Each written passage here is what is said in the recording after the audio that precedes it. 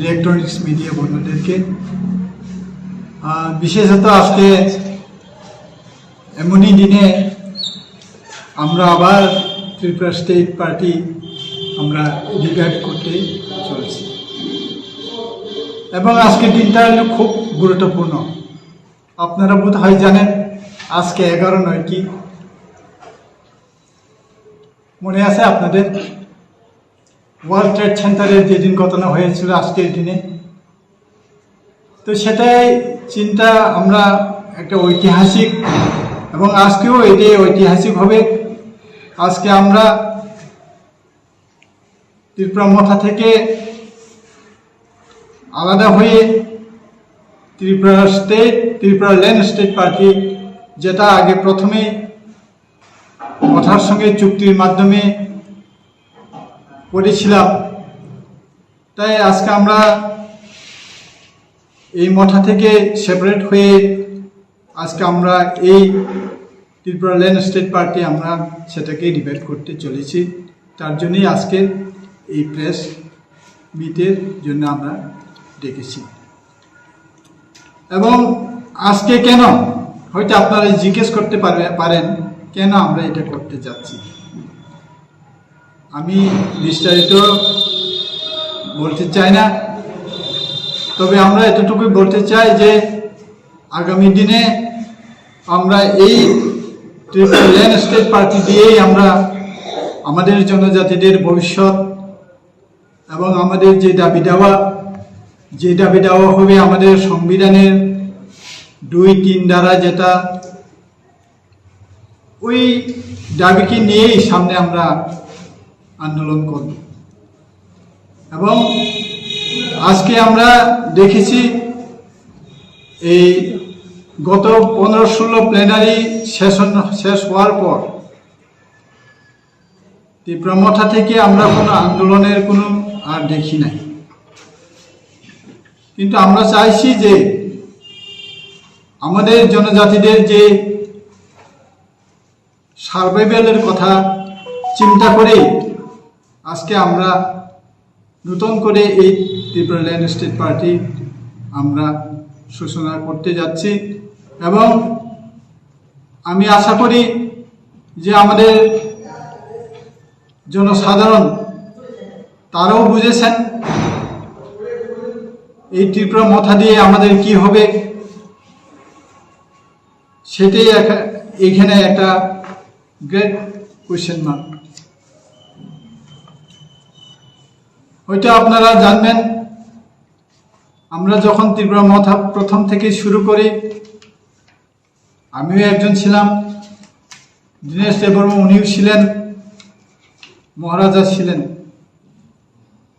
কিন্তু আজকে আজ অবধি আমরা কি দেখতে পাই যে না, আমাদের যে দাবি দাওয়া নিয়ে আমরা এতদিন আমরা আন্দোলন করেছি হঠাৎ করে স্থগিত হয়ে গেল। এবং এর থেকে আমরা বুঝি আমাদের এই দলকেই চাঙ্গা করে আমরা আগামী দিনের আমাদের আন্দোলনের কর্মসূচি শুরু করব এবং আমরা আমাদের দাবির আদায়ে আমরা আন্দোলন চালিয়ে যাব। সবাই জানেন ত্রিপুরা মথার একটা লক্ষ্য এবং উদ্দেশ্য, বিভিন্ন রাজনৈতিক দল থেকে কেউ ন্যাশনাল পার্টি, কেউ রিজনাল পার্টি, আইপিএফটি, টিএসপি, বিভিন্ন দল ছেড়ে মহারাজার নেতৃত্বে ত্রিপুরা মথা ত্রিপুরা নামে গঠিত 2021-এর 5 তারিখ ফেব্রুয়ারিতে এই দল গঠিত হয়। আমাদের একটাই ইস্যু ছিল ত্রিপুরা ল্যান্ড বা গ্রেটার ত্রিপুরা ল্যান্ড, এবং এই ত্রিপুরা মথার নেতৃত্বে বিগত এডিসি ক্ষমতায় আসে, ক্ষমতাসীন হয়েছে। টিএসপি এফিলিয়েশনে আপনারা সবাই জানেন ত্রিপুরা মথার কোনো রেজিস্টার পার্টি ছিল না। Tripura TIPRA Tripura the indigenous progressive regional alliance, যেটা টিপরা, অ্যাফিলিয়েশনটা হলো এই যে টিএসপির অ্যাফিলিয়েশনে গত এডিসি নির্বাচনে এডিসি এমডিসি হয়েছেন, এম হয়েছেন নির্বাচিত হয়ে। আর পাশাপাশি এডিসি অ্যাডমিনিস্ট্রেশন ক্ষমতাসীন হওয়ার পরে একটা রাজনৈতিক দলের স্বীকৃতি লাভ করেন, বিধানসভায় 13টি এমএলএ বিধায়ক নির্বাচিত হই। কিন্তু এটা আপনারাও জিজ্ঞেস করেননি, আমাদের ত্রিপুরা সহ কেউই জিজ্ঞেস করেন যে এই ত্রিপুরা মথা পার্টি, এখন তো টিটাই ক্যাপিটাল, বাকিটা টিআইপিআর এ মোটা পার্টির কনসেন্ট নেই, কারোর সঙ্গে আলোচনা নেই।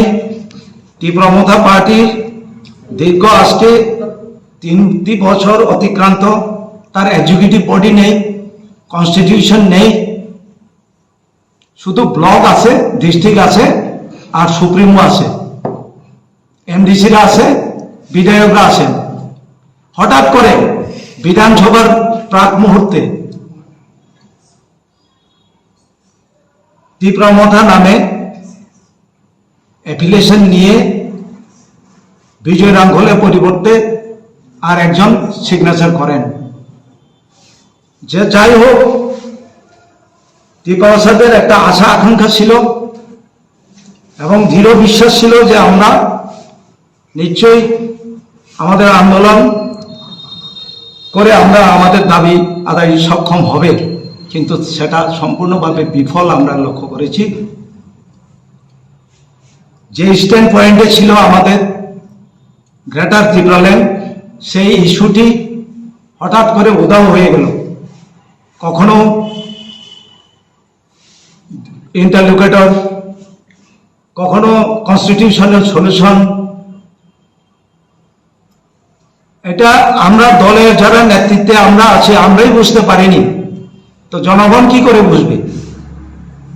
যে ত্রিপুরাহা টিএসপি, ত্রিপুরাহা স্টেট পার্টি, যার সঙ্গে লিখিত গত 18 ফেব্রুয়ারি লিখিত এগ্রিমেন্ট হয় ত্রিপুরা মথার সাথে যে কারোর সাথে অ্যালায়েন্স করতে পারবে না, এটা বিভিন্ন আছে, বিস্তারিত করে পরবর্তী সময়ে আমরা আপনাদেরকে দিতে পারবো।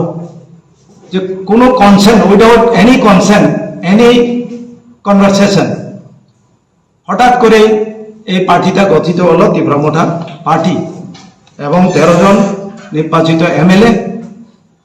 এবং আমরা শুনেছি প্রকাশ্যে অন রেকর্ড বিধানসভায় যিনি এলওপি, উনি বলেছেন ত্রিপুরা দ্বিবিভক্ত হতে উনি চান না, এবং উনি বর্তমান প্রাইম মিনিস্টার নরেন্দ্র মোদীর বিগ ফ্যান। কাজে আমরা যে ত্রিপুরাল্যান্ড ইস্যুতে মহারাজার নেতৃত্বে এসেছি, আমরা বসে থাকবো না, আমরা এই ইস্যুতে আমরা সরব হব, আবার আমাদের আন্দোলন